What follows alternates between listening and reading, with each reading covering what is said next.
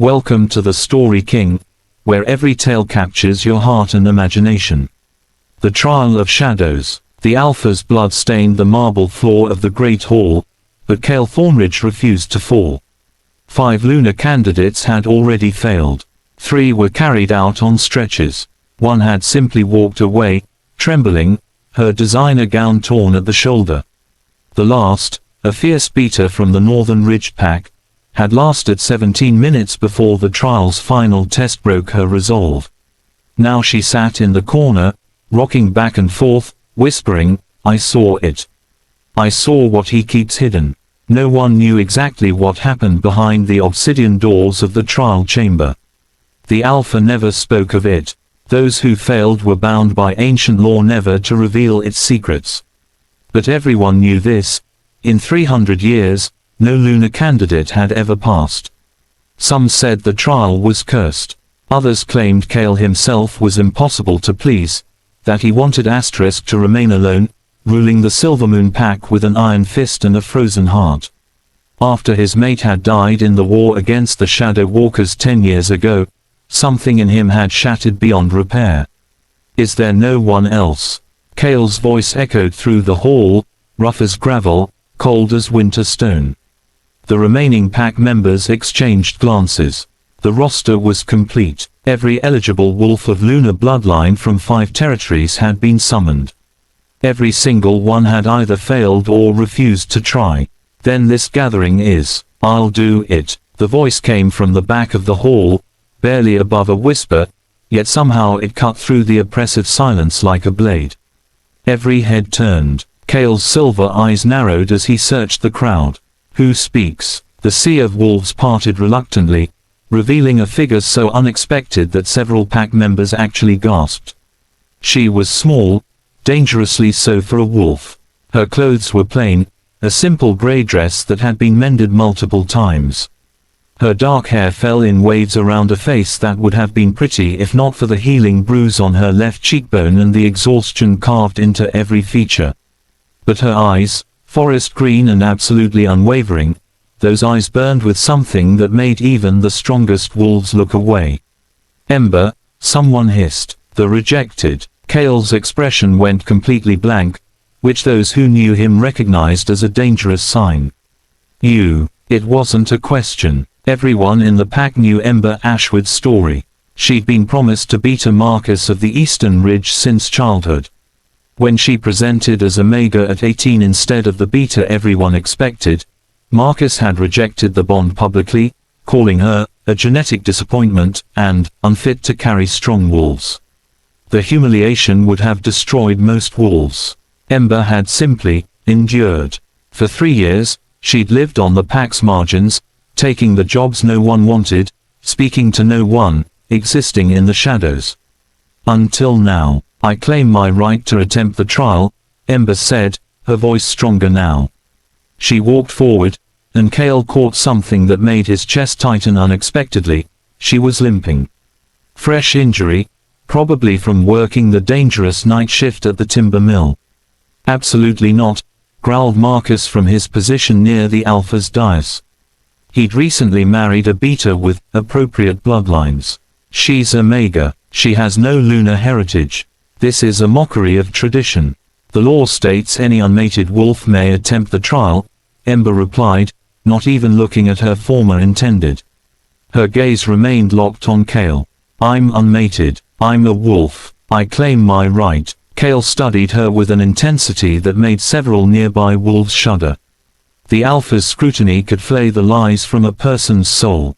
Those silver eyes, the ones that had gone cold after his mate's death, traced over Ember's face, her stance, the way her hands remained steady despite the tremor in her jaw.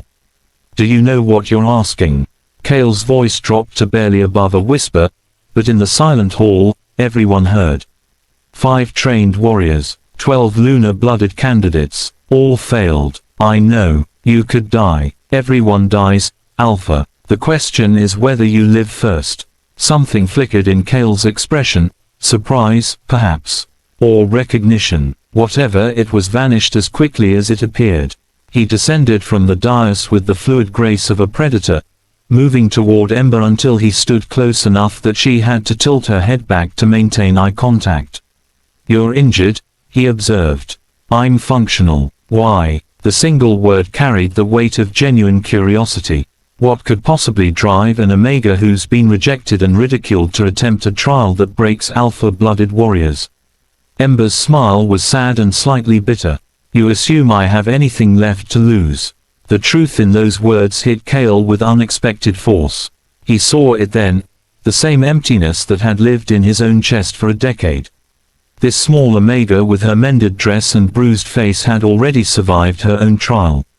She'd walked through rejection and humiliation and come out the other side harder, sharper, unafraid of any test he could devise. Because she'd already endured the worst pain imaginable, being told she wasn't enough. "Very well." Kael stepped back, "but I will give you one mercy I gave none of the others. The trial has 3 phases. Most fail the first. All the others failed the second. If at any point you wish to withdraw, speak the words, 'I yield,' and it ends.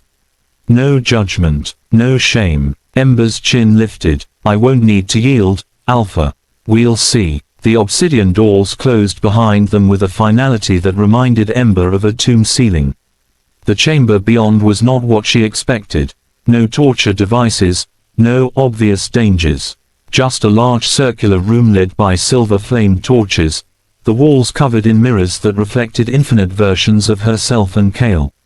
"Phase 1, Kael announced, moving to the chamber's center. "Truth." Before Ember could ask what that meant, Kael's eyes flashed pure silver, his alpha power unleashed, and the air itself seemed to compress around her. The pressure was immense, like being at the bottom of an ocean. Her knees buckled. "Every candidate who enters this chamber must stand in the presence of my full dominance," Kael said, his voice echoing with otherworldly resonance. "Most wolves cannot withstand an alpha's complete authority. They bow, they break, they yield to the survival instinct that tells them to submit. Can you even breathe, Ember?"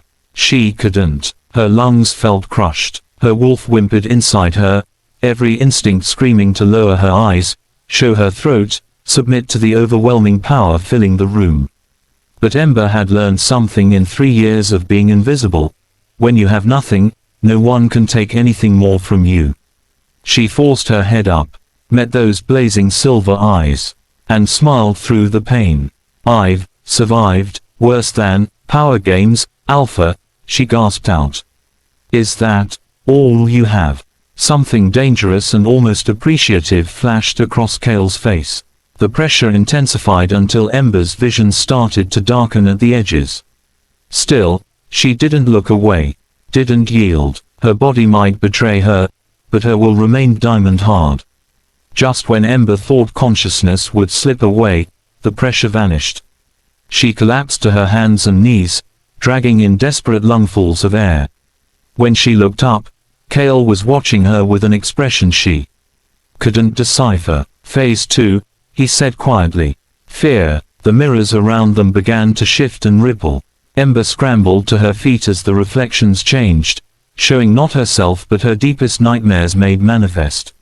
Marcus laughing as he rejected her, her mother turning away in shame, the entire pack surrounding her, chanting, "Omega, Omega, not enough, never enough." And worse, darker things. Herself dying alone, herself becoming the monster others claimed she could be. Every failure, every weakness, every secret shame reflected back in endless, brutal detail. "The mirrors show what you most fear," Kael's voice came from somewhere in the maze of reflections. "They'll consume you if you let them. Every candidate runs. Every candidate breaks down. Some see their own deaths. Others see themselves becoming what they hate. What do you see, Ember?" Ember saw all of it. Every painful memory, every fear, every reason to give up.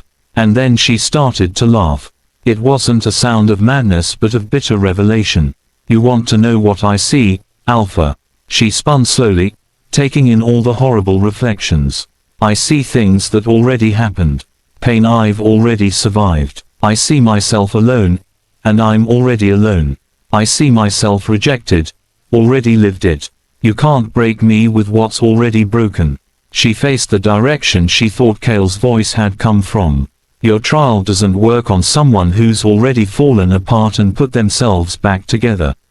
So what's phase 3? The mirrors shattered simultaneously, the sound deafening, and when the fragments cleared, Kael stood directly before her.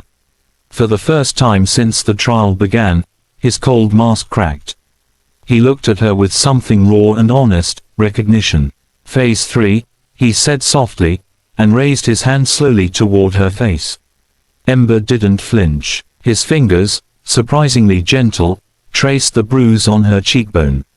The touch sent electricity through her entire body, her wolf surging forward with sudden, shocking interest. Connection, Kael whispered. Every lunar candidate was asked to endure my dominance and face their fears. But none reached phase 3. Because phase 3 is where I must be vulnerable too. His hand cupped her face fully now, thumb brushing her jawline. A lunar must see the alpha not as power or position but as a person. And the alpha must allow it. For 10 years, I couldn't. I wouldn't. Every candidate who entered this chamber faced my tests, but I never. He trailed off, those silver eyes suddenly uncertain in a way that made him seem younger, almost lost. Ember Ashwood, I have protected myself by making the trial impossible. But you've already passed the real test. You've survived rejection and still have the courage to stand here. You've endured loss and found strength in it. His voice dropped to barely a whisper. So phase 3 is simple. Tell me why you're really here. Ember's breath caught. Because that was the question, wasn't it? The real trial. Because, she said slowly, heart hammering, I'm tired of being invisible. I'm tired of letting Marcus's rejection define me. And when I saw you up there on the dais, surrounded by candidates trying so hard to be what you needed, I saw something no one else seemed to notice. What? You're lonely too, and maybe 2 broken wolves could figure out how to be whole together. Kael's eyes widened. For a long moment, he simply stared at her. Then, impossibly, he smiled, a real smile, sad and surprised and hopeful all at once. You pass, he breathed. By all the ancient laws and gods, you pass. When they emerged from the trial chamber, the entire pack stood in stunned silence. Kael still held Ember's hand, his fingers intertwined with hers. You're Luna, he announced, voice carrying to every corner of the hall. And for the first time in 10 years, the Silvermoon Pack had hope again. Thank you for reading with the Story King, where legends come alive and every ending is just a new beginning.